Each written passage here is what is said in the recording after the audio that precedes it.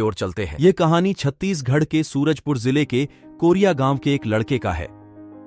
नाम सोनू सारथी। योग्यता 12वीं पास। इसे क्रिकेट खेलना बहुत पसंद है। ये विराट कोहली का बहुत बड़ा फैन है। ये हैं सोनू की प्यारी मां सीता देवी, जो रखती हैं सबका ख्याल। वहीं सोनू के पिता कमलेश्वर सारथी घर में कुछ न कुछ करते रहते हैं। और ये सोनू का भाई मोनू हमेशा किताबों में डूबा रहता है।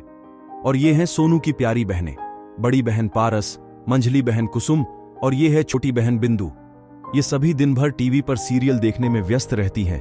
और ये सोनू के बड़े जीजा जी, इनके साथ उनकी 2 और बेटियां शिमवागी, जिया और ये बीच वाला मझला जीजा।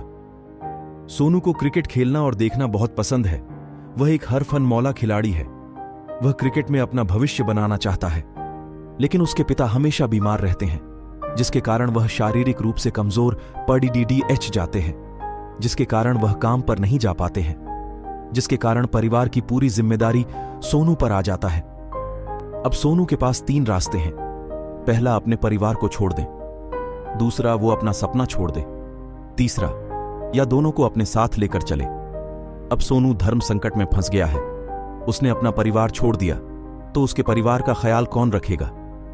फिलहाल सोनू के भाई बहन पढ़ाई कर रहे हैं। उनकी पढ़ाई बंद हो जाएगी। वह चाहकर भी अपने परिवार को नहीं छोड़ सकता और वह अपना सपना भी नहीं छोड़ना चाहता। उसे तीसरा रास्ता चुनना ही होगा, ये जानते हुए भी कि तीसरा रास्ता आसान नहीं है। फिर भी उसे उसी रास्ते पर चलना होगा। एक दिन सोनू ने अपनी मां से कहा, मां, मुझे क्रिकेट में अपना भविष्य बनाना है। कैसे बनाएगा?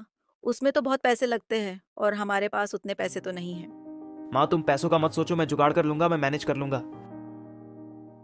कैसे? दिहाड़ी मजदूरी करके। बस मां, अब ज्यादा पैसा तो नहीं दे पाऊंगा, अब मैनेज कर लेना। अपने भविष्य के लिए, हमारे भविष्य के लिए ही तो कुछ करना चाहता हूं। अब आप लोगों का साथ चाहिए। ठीक है, कर ले अपने सपने पूरे।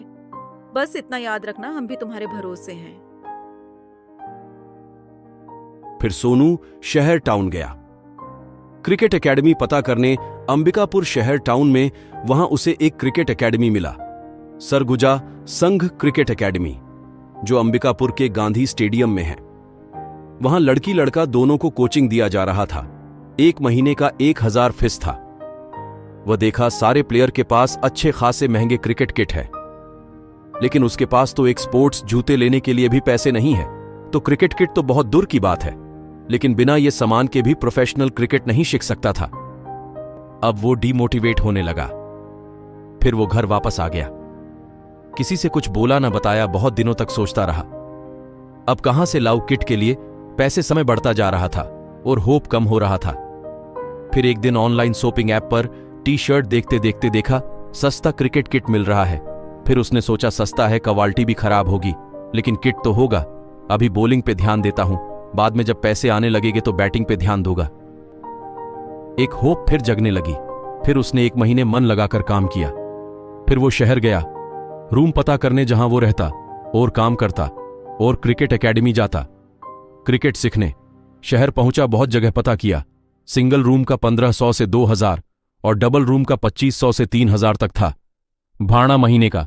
फिर वह घर वापस लौट आया। फिर उसने अपने मां को बताया, सिंगल डबल रूम का इतना दाम है। फिर वह हिसाब लगाया, कितना पैसा लगेगा महीने का। उसने जोड़ना शुरू किया। रूम का 1500 गैस सिलेंडर का, 1200 चावल, 2000 सब्जी, 1500 जनरल स्टोर, सामान 1000 घर, मैं भी भेजना है 2000 एकेडमी, फिर से 1000 सभी को जोड़ा तो 10,200 जोड़ने के बाद तो वह शौक हो गया। सोचने लगा, जितना तो वह कमाएगा नहीं, उससे ज्यादा तो खर्च हो रहा है। फिर से वो डिमोटिवेट हो गया।